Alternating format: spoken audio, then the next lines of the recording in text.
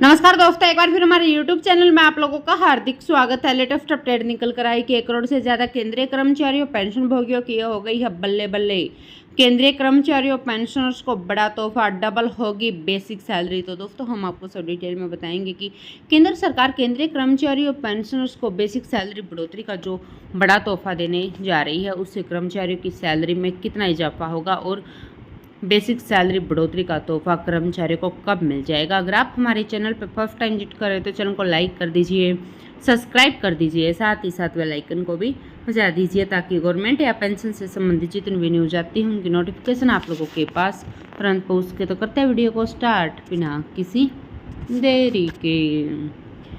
दोस्तों बीते दिन ही केंद्र सरकार ने केंद्रीय कर्मचारी और पेंशन भोगियों को 3% महंगाई भत्ता बढ़ोतरी का तोहफा दिया, जिसके बाद केंद्रीय कर्मचारी का महंगाई भत्ता 50% से बढ़कर 53% हो गया।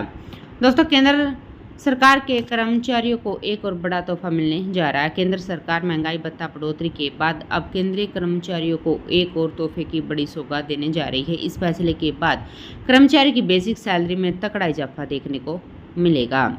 सरकार के कर्मचारियों पेंशन धारकों को अब केंद्र सरकार की ओर से खुशखबरी मिलने वाली है। उनका लंबे समय से 8वें वेतन आयोग को लेकर किया जा रहा इंतजार अब खत्म होने वाला है। आपको बता दें कि 1 जनवरी 2016 से देश में 7वां वेतन आयोग लागू किया गया था, जिससे देश में लगभग 1 करोड़ से ज़्यादा केंद्रीय कर्मचारियों पेंशन भोगियों को लाभ हुआ था।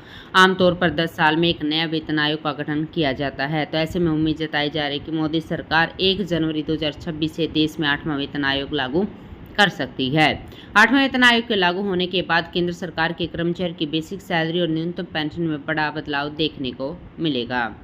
दोस्तों 10 साल के बाद नया वेतन आयोग लागू करने का प्रावधान है। इसके अनुसार 7वें वेतन आयोग 31 दिसंबर 2025 को खत्म हो जाएगा। उसके बाद 8वें वेतन आयोग की तैयारियां शुरू हो जाएगी।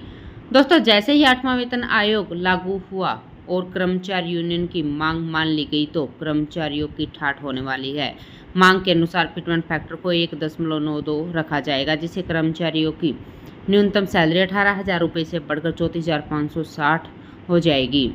मतलब कि केंद्रीय कर्मचारी की बेसिक सैलरी डबल हो जाएगी और न्यूनतम पेंशन 17,280 रुपये हो जाएगी, जिससे कर्मचारी और पेंशनर्स को महंगाई से राहत मिलेगी।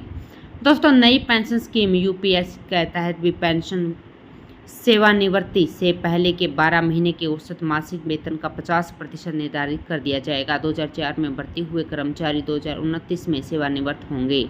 कर्मचारियों के लिए 8वां वेतन आयोग अगर 8वें वेतन आयोग जनवरी 2026 से लागू होता है तो फिर न्यूनतम मूल वेतन 34,560 रुपये होने का अनुमान है, जबकि अधिकतम वेतन 4,80,000 रुपये तक हो जाएगा।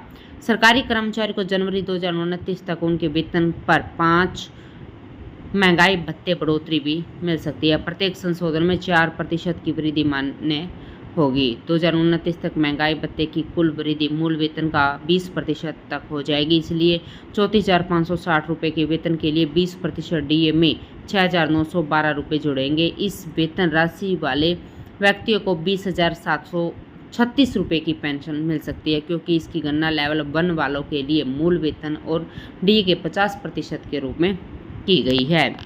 दोस्तों जब छठा वेतन आयोग से कर्मचारी के वेतन और अन्य भत्तों को 7वें वेतन आयोग में शिफ्ट किया गया तो कर्मचारी यूनियनों ने फिटमेंट फैक्टर को 3.68 करने की मांग की थी, ताकि उनकी सैलरी में बढ़ोतरी अधिक हो। और सैलरी रिवीजन की मांग भी इसी दौरान की गई, लेकिन ऐसा नहीं हुआ।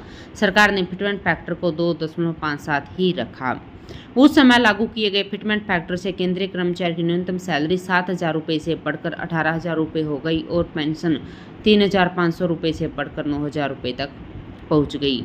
7वें वेतन आयोग के लागू होने के बाद जब कार्यरत यानी नौकरी कर रहे कर्मचारी की अधिकतम सैलरी 2,50,000 रुपये के आंकड़े को छू गई और अधिकतम पेंशन भी 1,25,000 रुपये तक पहुँच गई। अब फिर से कर्मचारी मांग कर रहे हैं कि फिटमेंट फैक्टर बढ़ोतरी की मांग हो रही है कि फिटमेंट फैक्टर की बढ़ोतरी की जाए। तो दोस्तों आज के लिए इतना ही, मिलते हैं नेक्स्ट वीडियो में। तब तक के लिए जय हिंद, जय भारत।